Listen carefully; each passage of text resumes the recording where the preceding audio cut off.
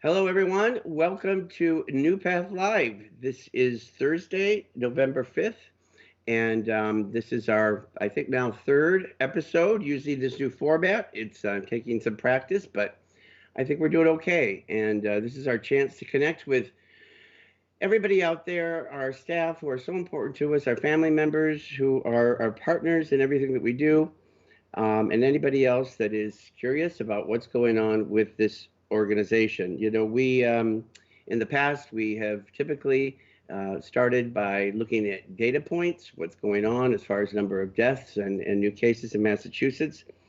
We're not going to do that today because we've got somebody on location out in Westford where we have had surveillance testing all day, but I am going to share one statistic. It was something I heard this morning that struck me. And as we have gotten into this pandemic, and as we've gotten used to hearing about hundreds of thousands of people either sick or dead, it's easy to become immune to the data. But on Wednesday, there were 872,000 new cases reported of COVID in the United States.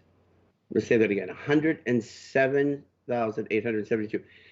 That is the highest number of new cases reported on a single day since the beginning of this pandemic. And it was just shocking to me. I remember being shocked when we were over 50,000 in a day, and now we're over 107,000.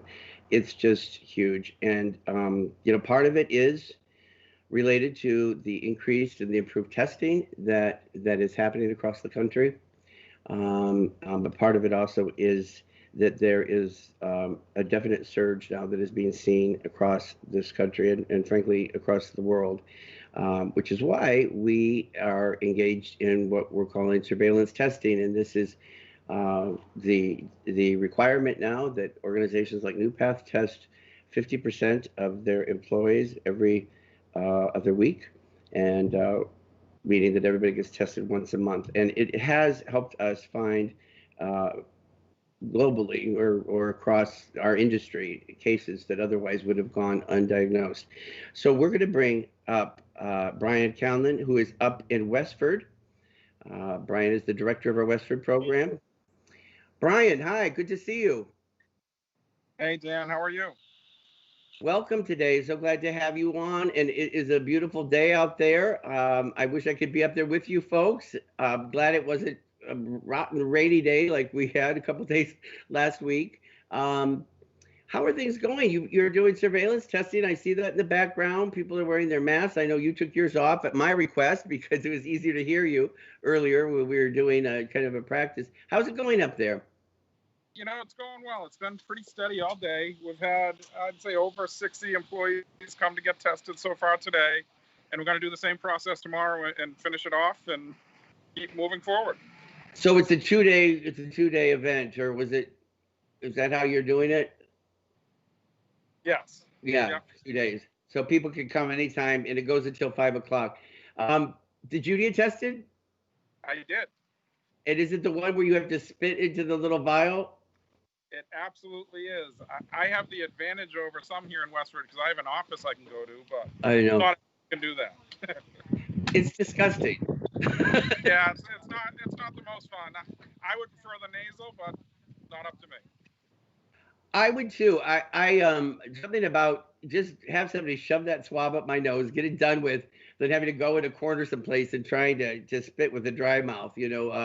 It just isn't something that was most of us are inclined to want to do. Have you had any? We're gonna be talking in a moment to Dan Land and then Karen to this broadcast, but.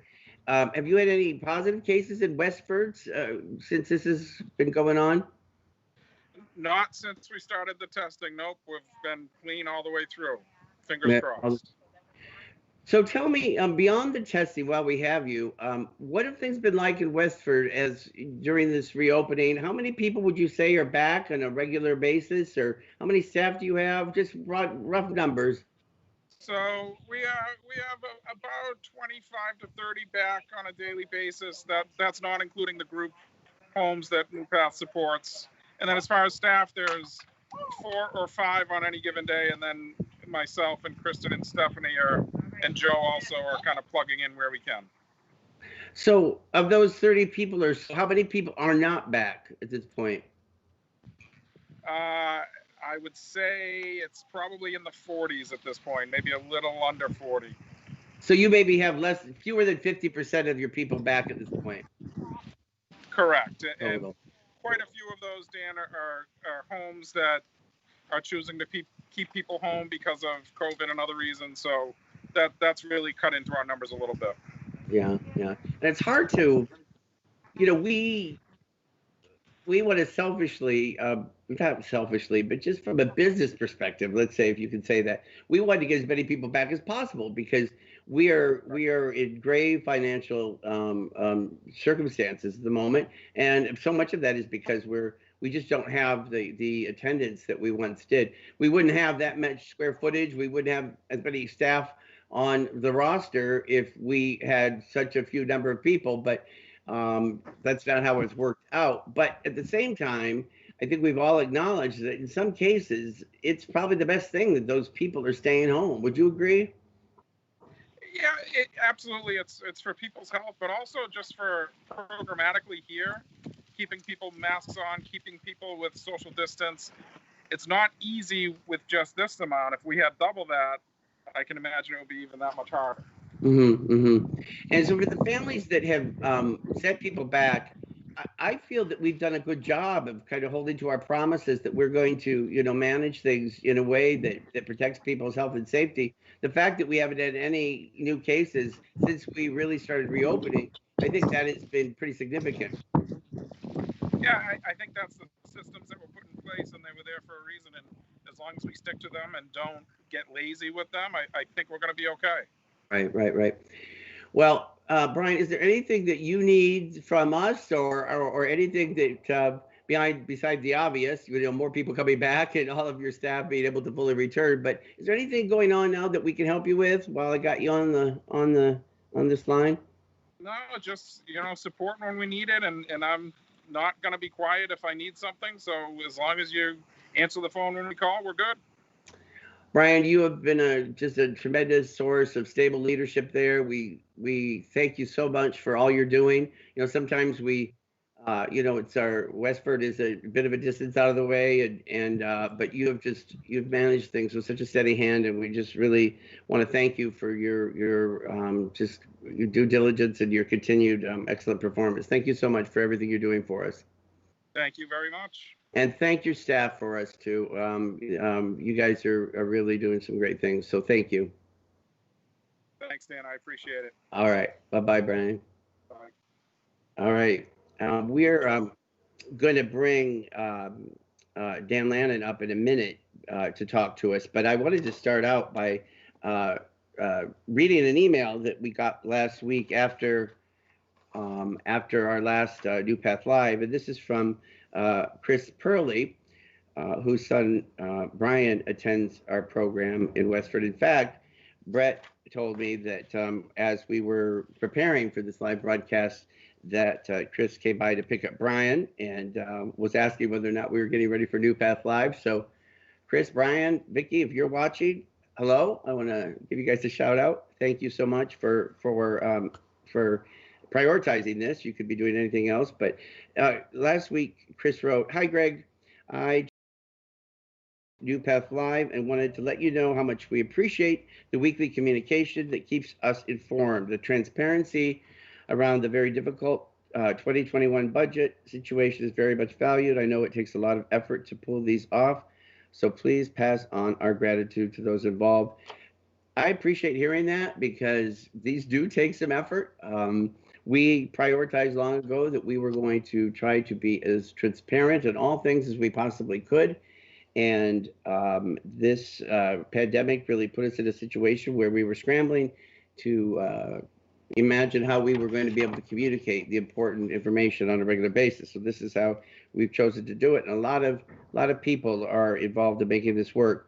He goes on to say, with the upsurge of cases in Massachusetts, in the next session, could you explain again NuPath's policy of informing parents or caregivers of positive test results within their loved ones, 1, immediate group, 2, within the building, and 3 within all of NuPath, including the timing of the communication. Thanks, Chris and Vicki. Well, thank you, Chris, and Vicki, for that question. And it's a very good question. So we're going to bring Dan Lannon on to help us answer it. How does the communication work? Mr. Lannon, good to see you. Good to see you. How you doing, Daniel? Yeah, I'm doing well. Thank you. And thanks for being there. So Chris posed this question, and I'm sure it's one that many families are having, and maybe even some of our staff. But his first question is, how will people be communicated if within if the positive test results were in their loved one's immediate group, within their building, and with all of NuPath? And there's one that I think was missed, actually, that was even a little bit more primary, and that would be if their own child was tested positive. So maybe that's even the first step, which I assume they'd get an immediate call, and regarding whatever specific communication. Would you say that's right?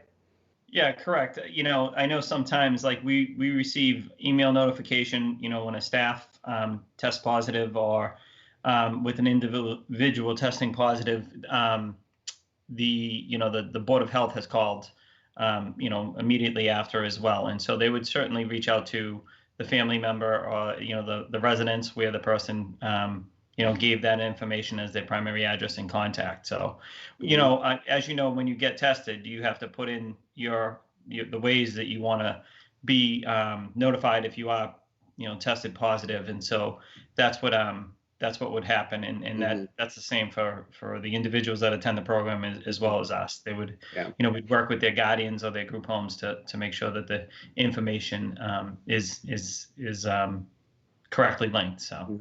But what if somebody tests positive within that person's cohort or within that person's group or group home? How would people find out, not their child, but somebody else within the space?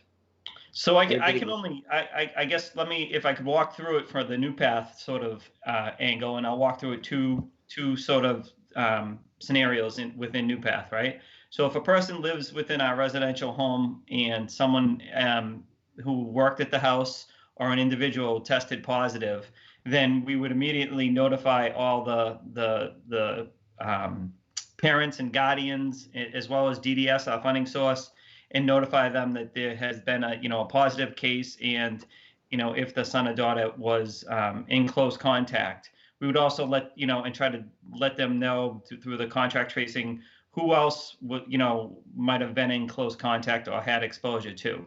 And then based on that information, we'll work with the Board of Health. We also notify the Board of Health, and there's a sort of a waiting period before they tell you to go get tested. I think it's 5 days before they would have you go get tested. So we immediately quarantine those staff, as well as the individual that lived at the house, if he had been, if he was there while they worked the shift that someone had tested positive. And so then, after that period, we'd work with the family to get the approvals needed to go ahead and get testing. And thankfully now our nurses can perform that testing themselves. So in some cases, that's what we do. That's the easiest route to do. But in other cases, we have gone to other locations to get tested. And then, they'll continue their quarantine period while we wait the results of that. And then once we get the results of that, based on the result, let's assume it's negative for now, hopefully, then we would still continue that quarantine period that the Board of Health had recommended.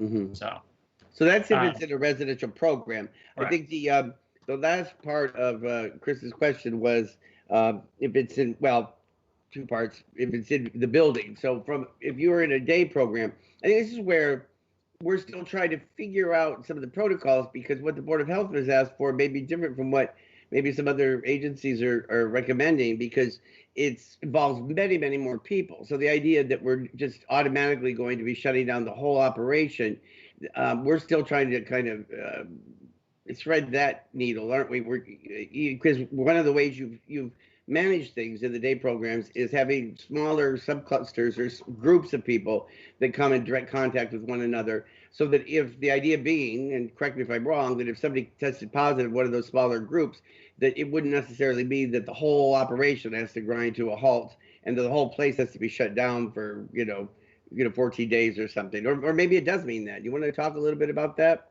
Yeah, so certainly any of those, the tough part about not writing out just a specific protocol about here is our protocol or here's what we would do is because it is really a case by case basis, and that's how the Board of Health has been treating it. And so, the quarantine period remains pretty consistent. The idea of getting, waiting before you get tested remains pretty consistent. The close contact, we know the difference of real close contact and high risk as opposed to somebody just having been in the building that somebody else may have tested positive. And so, let's use Brian for an example, right? Who comes to our day program. So if he was in our day program and we got communication that someone has tested positive, we would certainly notify everybody who was present in the program that day that we had a positive case. We would also then, based on that close contact, recommend if that person should stay at home in quarantine or if that person, was at high risk. If the Board of Health, when we define the situation, doesn't, consider them at high risk, then they probably wouldn't recommend quarantining. I can tell you that they always have erred on the side of caution. So if there was any exposure, usually the quarantine's recommended, whether we label it as high risk or close contact. And so then at that point, you'd be the parents would be notified, the guardians would be notified, the residential home, and we'd make sure the Board of Health of that local town, because sometimes people, the program might be in Westford, but the individual isn't living in Westford, he's living in Chelmsford. And so that Board of Health then would be notified and we'd follow the recommendations to what they say. We'd also, based on the sort of,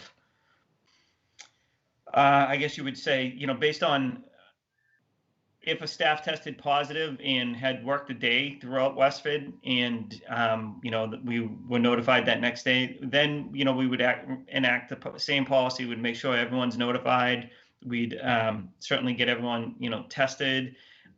If those who felt like the Board of Health recommended to quarantine, we'd have quarantine, and then we also, based on sort of a case by case basis, we're going to try to work with the Board of Health and decide if the building should be closed for, just one immediate day cleaning. I think we would always do that no matter what.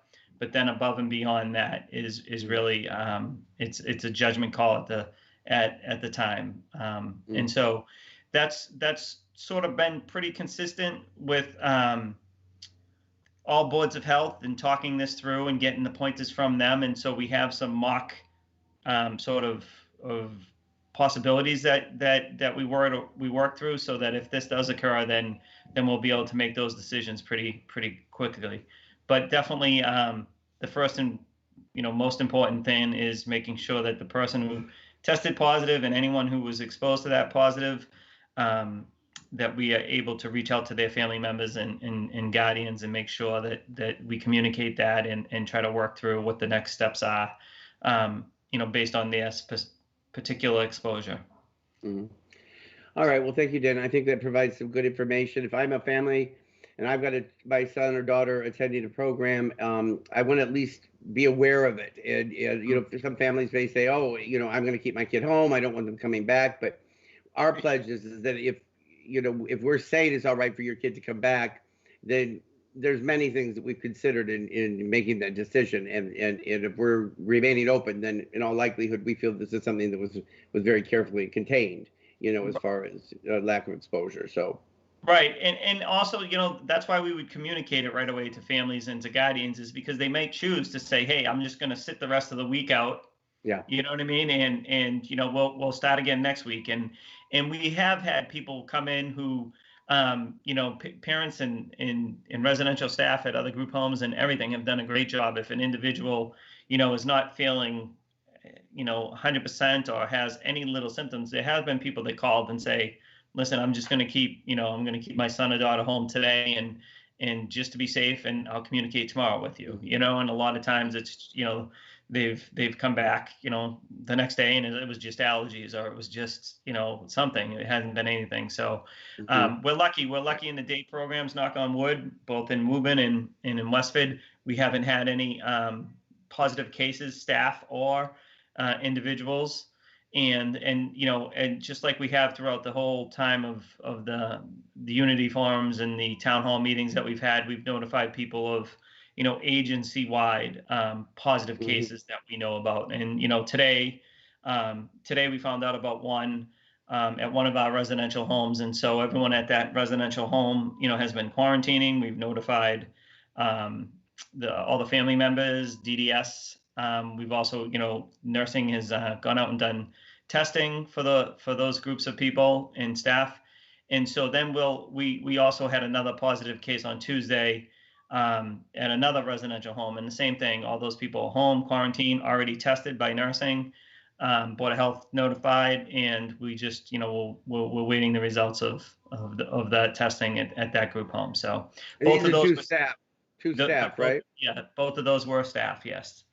Yeah. And were they all asymptomatic, or both of them asymptomatic? Meaning, they didn't get sick and then go to the doctor. They correct. Correct. Which shows the value of doing this surveillance testing, because if you could identify one of those people within 2 weeks, and that person could otherwise have spread it to many other people, not just at NuPath, but in their personal lives, if they have another job at another agency. So this is part of the reason why we've been, implementing this, and also requiring the, full participation of the staff. And we're gonna be talking to Karen Franklin in a little while, but you have been. We're in the middle of just trying to implement some very severe cost-cutting measures as a result of this continued decline in our day program attendance, in addition to all the additional expenses that we've incurred because of this COVID pandemic. But you've got really, one of the toughest roles in so much of this, because you're trying to figure out how to, move key program staff that are in day services into residential, or finding other ways to keep them on board. But how has it been going? I mean, it's a very broad question, but as far as the response that you've gotten from people, I know you're probably, what would you say, halfway through some of the conversations that you've been having with people, and we'll let you go in a minute so you can keep up the work. But how are things from your perspective? Listen, staff have been tremendous, through this whole sort of ordeal. I'll call it crisis. I think that certainly we had a good meeting with the program managers from the residential component this morning, and so that went well. And just communicating what our strategy and our plans are. If we do really run into a situation to where we do see more positive cases, and it really is just a puzzle piece in trying to make sure that we use all the staff and the tools that we have to try to fill some of the voids that have been created in the residential components. And I think the meetings with staff who have been furloughed, unfortunately, or reduced hours, have all gone great. I think everyone has been, far too, I don't want to say too kind, but certainly understands. I think we all understand the gravity of the situation, and how how long this has all gone, and they have, each one of them, at least everyone I've talked with, has shared a story of someone else they knew impacted.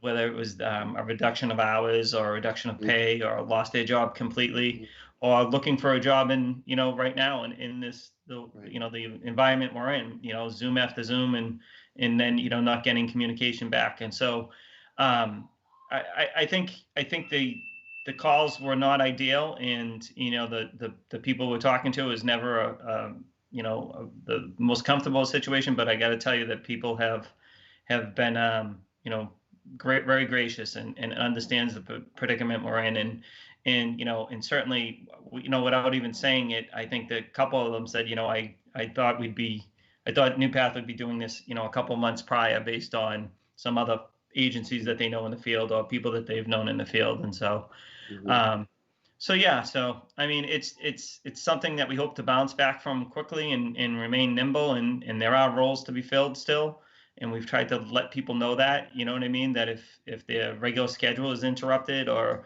the regular job is interrupted, we're trying to find other opportunities that they can try to pitch in and help out, and we still need to get the individuals taken care of at the residential home, still need to serve individuals in the day programs at a much lower ratio than we've ever really had before, and certainly more than we're funded for. And that puts another additional financial strain. To receive some revenue, to have people back, we have to provide ratios that the state is not paying us for, and hasn't allowed us avenues to access more revenue for. So it's a moving target every day, and thank God for the team I have with me, and the staff and the managers and everyone that have helped out and helped us through this. Well, I'm not used to be called nibble, Dan. No, it wouldn't be a word that would be used to describe me typically, but I'd like to think that our organization could remain so, and respond as things change. But thank you very much for your time. I know you're busy, and we'll let you get back to it. And appreciate you sharing your thoughts with us. All right, thank you, everyone, and again, let me know if people have questions. Let us know. That's the best way we can address them, and if the questions we tried to answer and explain the protocols, if that doesn't make sense to somebody, if it's not completely clear, certainly just send us an email or send your manager or director any communication, and we'll get back with you. We'll do that. All right, Dan, thank you. All right, thank you. Bye-bye. So in a moment, we're going to bring Karen Franklin on to talk to us, but I wanted to just quickly share a story. I was about half an hour before we went live, I was just outside my office and happened to cross paths with Amy Mondesser. We've talked to her before on one of our Unity forums. Amy is one of our key managers here at NuPath, and many people, staff and families, and our clients know her well. And I stopped. I said, Amy, how are you doing? And she says, Judy just asked me the same thing. And she says, fine. She says, we're going to get through this a day at a time. We're going to get through this. And she says, well, she says, it doesn't change the fact that every day I come in, I say to James, have you heard anything yet? Have you heard anything yet? And, and I realize the uncertainty and the fear and the anxiety is probably, and it often is worse than the actual, just hearing the truth. We have been in numerous conversations and looking at this thing from so many different angles, and we're doing it the hard way. The hard way is, instead of just doing uniform cuts across the board or just laying off a certain percentage of people, we're doing this with surgical instruments, taking one person at a time and looking at them, looking at their whole sort of relationship to NuPath. Do they take our health insurance? Do they, just looking at it from so many different perspectives, trying to do this in a way that's going to protect every person to the greatest extent possible. Dan mentioned it a moment ago that we want to be able to, do this in a way so that we can, when things change for the better, when there's a vaccine, when there's an improvement of the third federal stimulus package, something comes along that all of our incredible employees, all of the people that make NuPath so special, that they're going to be still within our reach, and that they're going to be able to return to a regular schedule. So this is something that we're doing very thoughtfully and carefully. Can we bring Karen up and talk to Karen about how she is the face of so much of what is happening out there? Hi, Karen. Hi, Dan. You're up in Westford. We are. Karen, you've had a tough job since March, a job that wasn't easy to begin with, but since we have, been trying to understand how organizations, get through something like a pandemic, you've had to deal with any number of crazy, furloughing and dealing with, unusual sort of, the pandemic, unemployment insurance, and additional monies that are given for this and 50% of that, and trying to counsel people on how to go about applying for those things. And now, while that's all happening, you're having to manage all of the surveillance testing, knowing that if staff have not been tested, they are suspended, they can't come back. So you're trying to keep track of all of that stuff. In the middle of all of it, we had our health insurance open enrollment, and so getting all of that squared away in October. You've been a busy lady, and you've done it with such amazing sensitivity and grace, and I am deeply grateful for everything that you do for us. I really appreciate it.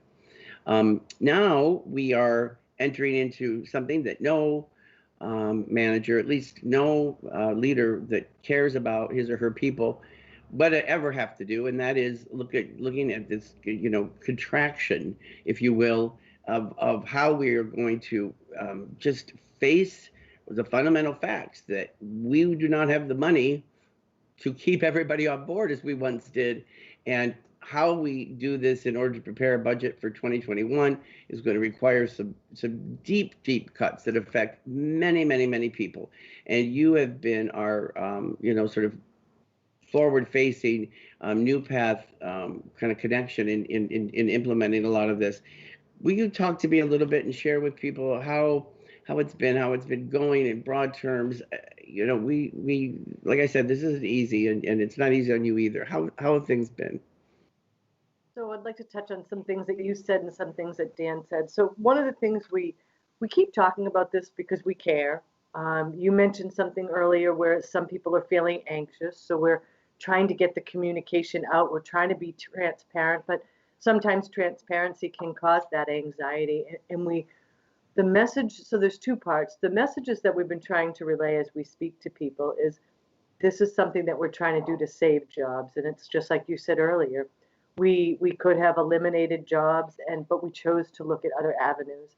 One thing that I have been very, very impressed with, but almost, I don't want to say expected, but it just makes you so proud to be part of NuPath, is everybody is so receiving of the information well.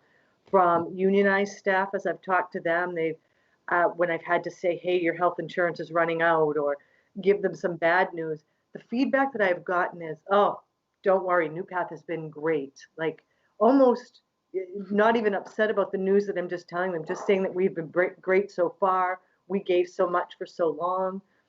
So people have been very, very receptive. Now we're embarking on this different part that you talked about where we're needing to eliminate jobs, we're needing to reduce jobs, we're needing to switch roles and responsibilities. And I feel we're getting that same feedback. And I hope it's the transparency that has helped, and the messaging that we're giving that we're trying our best. It's nothing that we wanted to do. It really is due to this pandemic, and that every decision that we have made has been with the utmost thought and care, and nothing has been decided quickly and overnight. And it's been lengthy discussions to figure out how can we do this? How can we get through this and see everybody on the other side? So furloughing people, reducing hours, keeping people close with NuPath, so that when I say when, not if, when we have the vaccine and when our numbers start to increase, that everybody's right there at arm's reach, reach away, so that we can start getting right back to where we used to be. Now that is the real positive side to it. We know we don't have a crystal ball, so we can never say never. We can never make promises, but that is where we're positioning ourselves. I have hope. Like I probably shouldn't, and I don't know what I have really to base it on exactly, is that I believe that this is going to sort itself out. And it's not to say that we're not going to have to implement many of these more severe measures as of January 1st, or earlier in some cases. But I do believe that we, not just as an organization, but as a Commonwealth, as a country, that we are going to, we will get a handle on this. And I do think that financially, we are going to, we're gonna figure this out one way or another.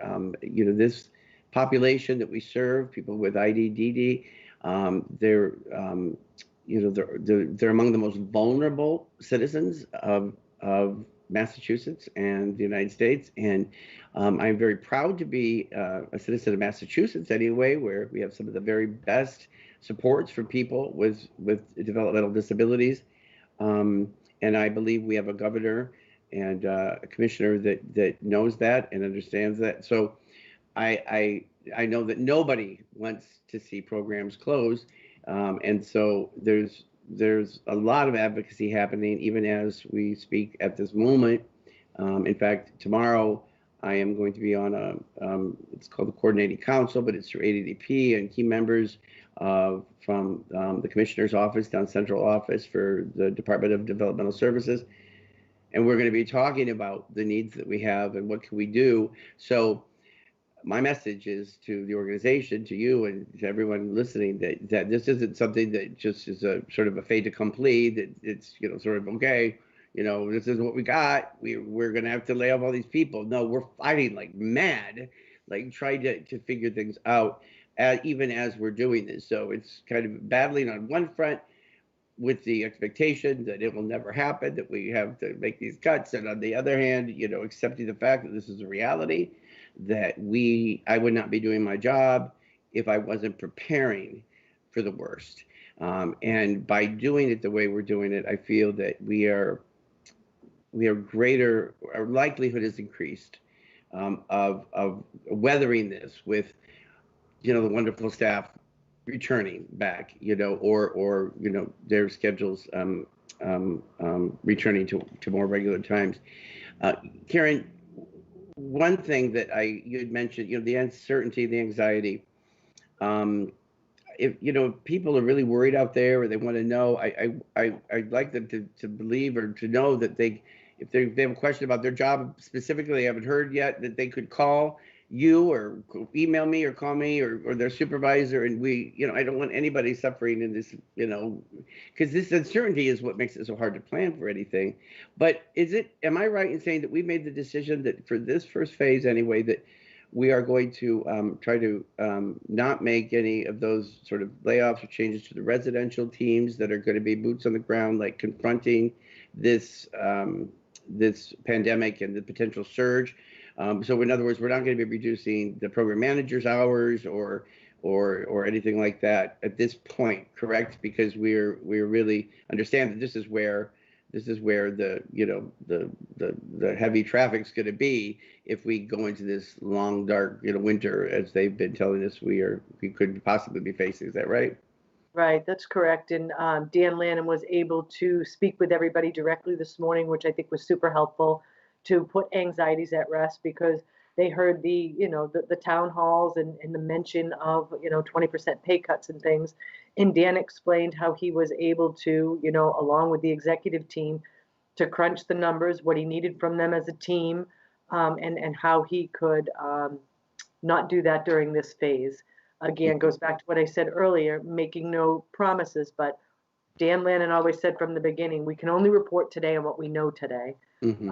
As of today, that's what we're asking, because they're frontline. They have bent over backwards. They have helped each other's programs. They do direct care shifts. So to make sure that we could protect their salaries as long as we possibly could. Mm-hmm. And in fact, we have got a key day program staff that we are looking to, maybe reassign, into residential shifts that are open, or into vacant manager positions if we haven't filled those, that we'd use somebody that brought great talent to the organization but could be used in a new capacity, and it, as a way to keep them from the unemployment lines in this time. Right. And I think going back to what I was saying earlier, the response has been amazing. And I think it goes back to kind of one NuPath and the team that we have created prior to COVID.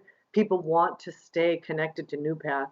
And Mm-hmm. so they are willing, and in some instances, just, even eager to take on a different role, if that means that they can stay connected and they can Mm-hmm. stay as part of NuPath, so that they're here when things turn around, and still stay part of the NuPath team. So that's another thing that's just remarkable, that during all this adversity that we've had for 6 months, that people still stay so committed to NuPath, and want to be here when we come to the, to the end of, and the kind of, incline back up to where we used to be from a capacity standpoint, Well, Karen, so much of that comes from the face that you put to your department.